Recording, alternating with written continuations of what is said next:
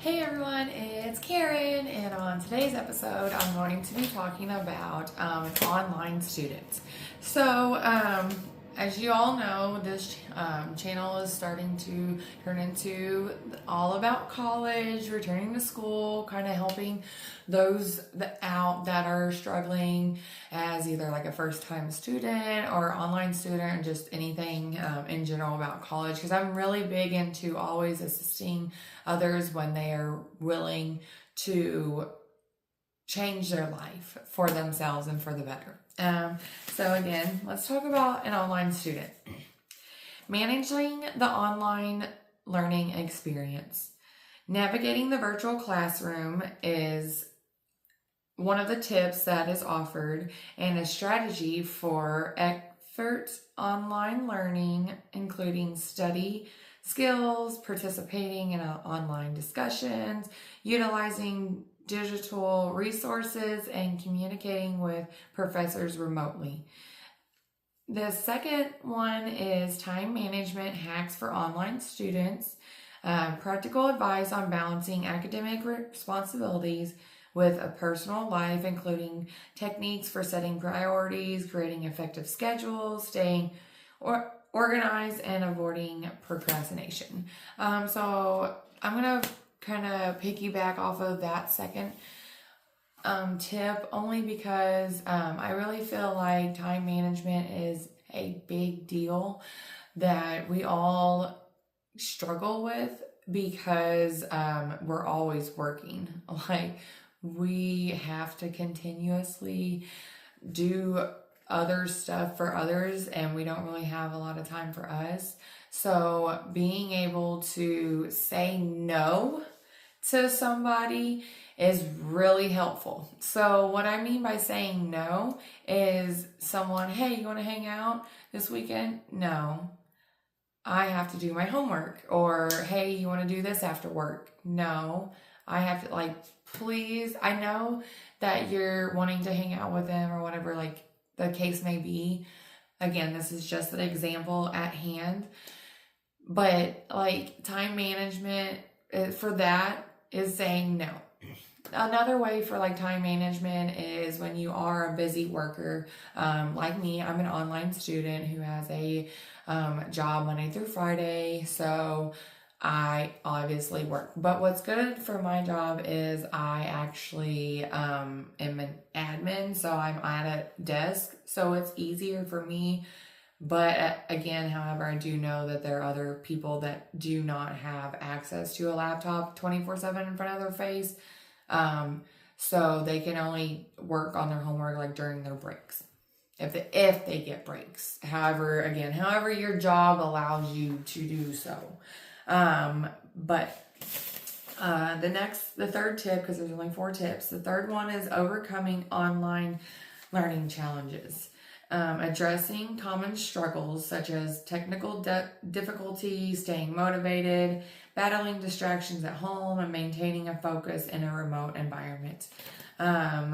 Again, gonna kind of say a little bit about that, the overcoming online learning challenges.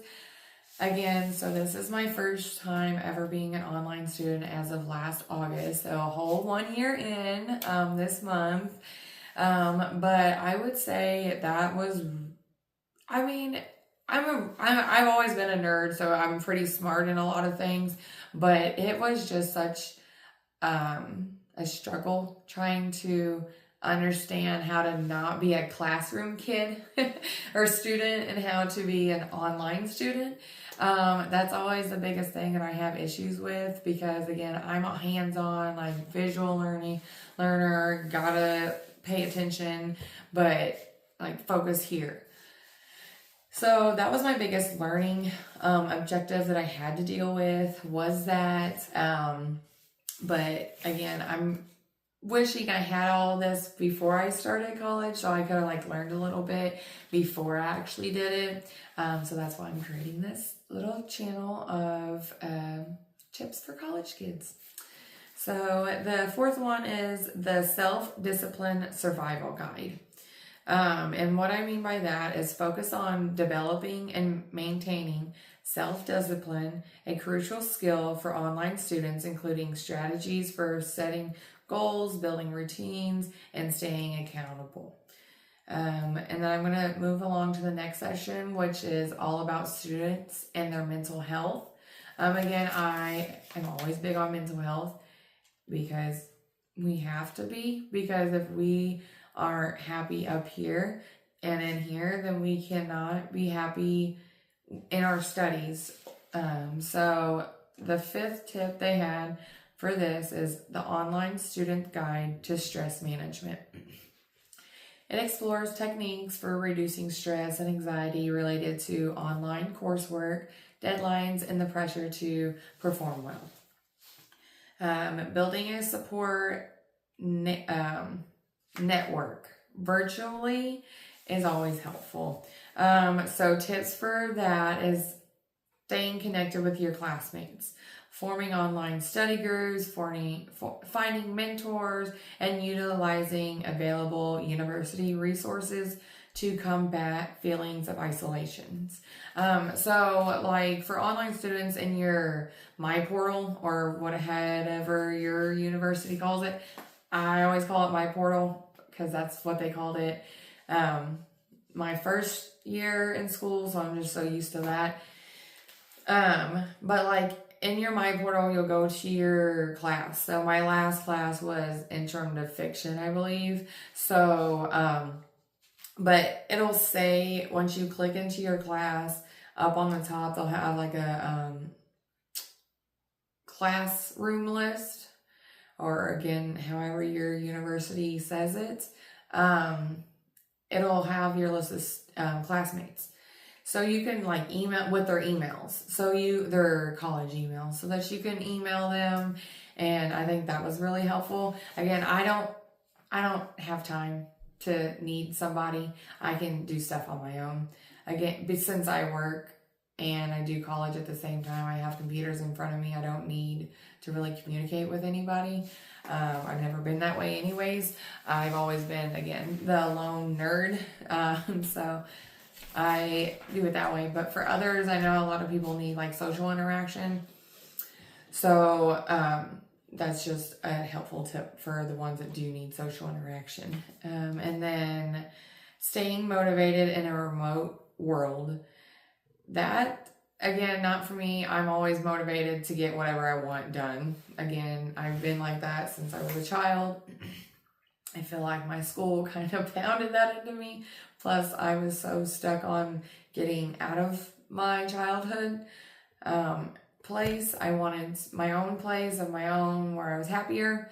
So being determined to leave, I was always on. I was always ready to leave. So, but being motivated was never hard. But for you, if you are having issues staying motivated and stuff, here's the tip: is strategies for maintaining and focusing, including identifying personal motivators, celebrating small victories, and overcoming setbacks. I'm going to talk a little bit about the celebrating small victories and the overcoming setbacks. Overcoming your setback is a need to celebrate. Like, I'm starting to realize I never understood this growing up, so it just never made sense to me. But as you get older, you start to actually understand things. And what I understood was, even if you fail, you're going to learn from that failure. Yeah, you're going to be sad and depressed, you failed. But later on, that failure led you to something else. Yes, it's not probably what you wanted, or if it is, it's not exactly what you wanted. It's just in the realm of what you wanted. So just be mindful of everything will work out, because everything does work out. Again, it may not work out the way you want or right then and there, but it's going to be fine. I promise. So the other ones is Beyond the Virtual Diploma Career Paths for Online Graduates. I feel like that's kind of a biggie because, again, being an online student, you don't really get to go to classes or go to talk to somebody about when you graduate. What do I do? Most of us, I'll say 50-50, I guess. 50% of us should know what we're doing because, again, most of us, if we're online, we're either already working in a position that we just need a degree to up ourselves and within our department, or to better ourselves to go to a different department.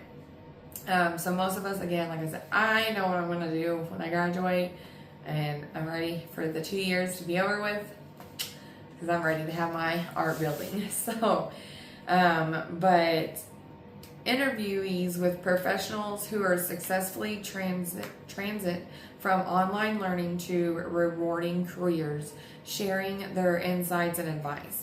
I really feel like that is a big thing that online students need to be able to have, because again, we're out here in the world. Some of us are a little bit confused, some of us aren't, but I mean, even the ones who say they aren't confused like me, it's always good to learn, like, about talking to somebody about what are my next steps after graduation. Like, are they going to be the same as someone who graduates and being an in-class student?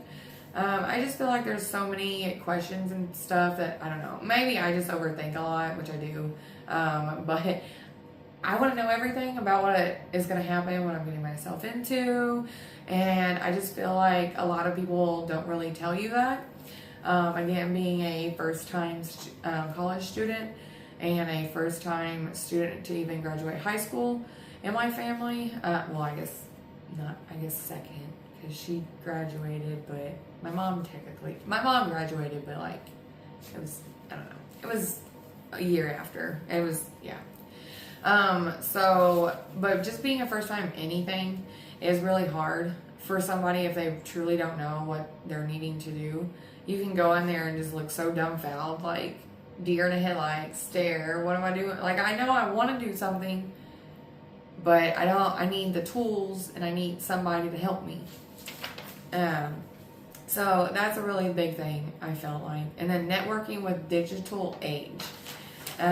Tips on building professional network online, utilizing platforms like LinkedIn, and making connections that can lead to internship, job opportunities, according to Reddit. LinkedIn is a very good place to meet people. To me, I feel like it's the work Facebook. So you have to be like, I don't know. That's how I see it. But you do get to see a lot of people that are in companies and stuff that are different. So I feel like it does help. Because I have it, and I mean, I don't know. I'm one of those that don't really like adding people unless I know them. Because to me, again, it's like my work Facebook. Like, it has my personal life on there, so, and my personal stuff. I don't know. Maybe I need to expand and go back to work as soon as I'm done with this and just start clicking connect with people. And then the next one is the online student and entrepreneur. It highlights the stories of online students who have successfully started their own business or pursued an entrepreneurial venture alongside their studies. So again, that's what I'm going to be doing. I'm doing entrepreneurship. I'm trying to get away from working for someone else and start my own art business, and have the building where people can come in for like modeling photo shoots, or like I'm going to have just so much. I'm so excited. I'm so ready for this to be a thing. So the next one is personal branding for online students. Advice on developing a strong personal brand, crafting a compelling online presence, and showcasing skills and expertise for future career opportunities. To me, I feel like that's kind of like just upload your portfolio is all I hear in my head from my graphic design terms from high school. Just put you out there. Long story short, put your work that you do, whether it be, I don't know, if you're going into art business, put your artwork out there. Get Instagram, get all types of apps that you can just make friends with all over the world and just be out there. Show yourself, show your music talent, show your business talent and marketing skills, whatever you're going to school for. Nursing, show that you can take blood without leaving a bruise. I feel like that's the hardest thing, but and that's just 12 little tips that I had found most helpful as I was researching all of this, to kind of give you all just a little structured background of what it's like to be an online student and just some little things that you need to think of as an online student. Some of us may not have wanted to be an online student, but we had to because that's how our life decided for us it was going to happen. Because like for me, I had to take off school, so I never got to get my bachelor's, so now I'm getting my bachelor's, but I'm working. Whereas when I got my associates, I wasn't working. So it's a big difference between that. Just really trying to focus on being there for you and your studies and not for everybody else is like a big thing too that I really want to point out the most. But again, if you're an online student, congratulations, you're doing great, because I know I am, even though, you know, we cry a little bit, it's totally fine. But that's just, like I said, just a little bit of helpfulness. If you need anything else or think of any other, like, if you are an online student and you want to come on my show, I would totally be up for that, because having someone that's different from my online student view, whereas like, because I know a lot of my classmates, I'm noticing are like from actually currently in the military, like, and then going to college. So like, I don't know, I just hearing everybody else's experiences kind of really gets you thinking about your personal issues and stuff, and it just makes you feel like either a stronger how to become like a better online student, and a person in general for yourself and for your future college self. Well, your graduated self, I guess. So thank you for coming on to my podcast today, and I hope that was some really helpful tips. Have a good rest of your day. Bye.